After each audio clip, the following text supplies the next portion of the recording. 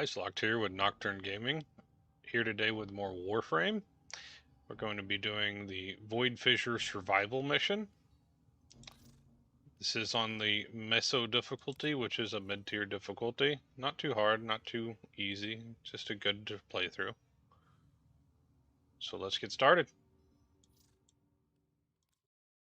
Okay, here we are loaded into the mission. So to start the mission, we just have to trigger this alarm, which is usually a hack that we have to do, but I got the auto breach, so we get started. So as you're playing through the survival missions, you have to get your reactants that you normally do with your Void Fissures or your Void Relics. That's done just by collecting the reactant, which is from the enemies that go through the lightning storm and turn a little golden. While you're doing this mission, the main objective is just to survive.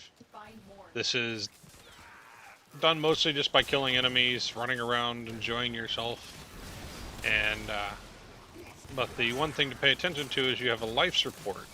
Now this life support is slowly lost over time, but there's a couple ways to regain it. The first is using these altars right here. That's a life support capsule. They do restore about 25% of your life support system. The second method is to kill enemies, and as you're killing enemies, they will drop small capsules that will restore 5% at a time. So as long as you keep moving, keep killing things, you can stay easy enough. So the mission lasts about 5 minutes for each section. I recommend when you're doing the survival missions that you plan on having a longer session. This is because you gain more rewards the longer you stay in a particular mission. The enemies do get harder the longer you stay, but it's not too terrible. It scales up very slowly, and most of the time you can solo a mission for 30 minutes without too much difficulty. Now, a couple ways to do survivals is to either keep moving, where you're constantly running around killing enemies, just moving through the map. The other option is to find a place where you can perch up and just sit around and shoot. And this works because the life support systems spawn within a certain radius of the player. So they're never going to spawn too far from where you're currently at. Now, as you're fighting, you'll notice that there's patterns that a lot of enemies don't spawn in the same room that you're currently in. So if you're going to perch up and you're looking to be able to fight, then you want to find a room that's got several doorways that are kind of close by where you can sit and watch things. A room like this isn't too big. It isn't too good because it's too big. You don't have enough time to run back and forth through the whole map,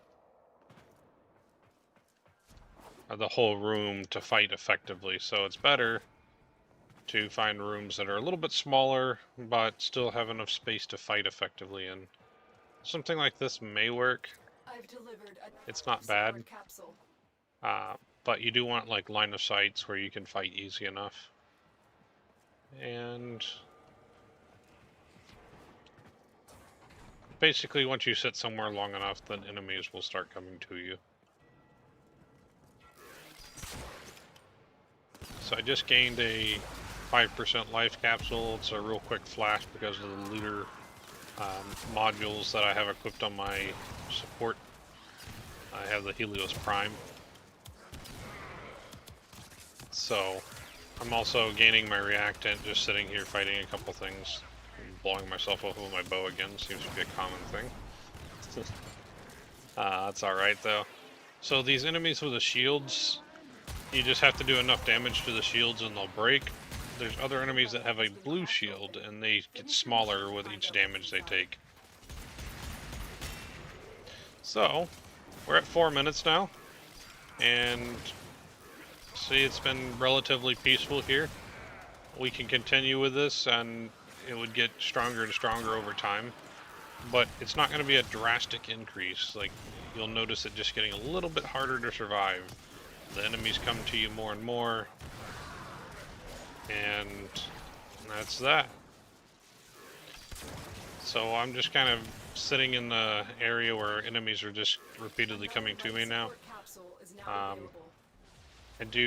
should find a life support capsule, but I've got plenty to last the last 30 seconds or so. Overall, it's, like I said, it's not too difficult.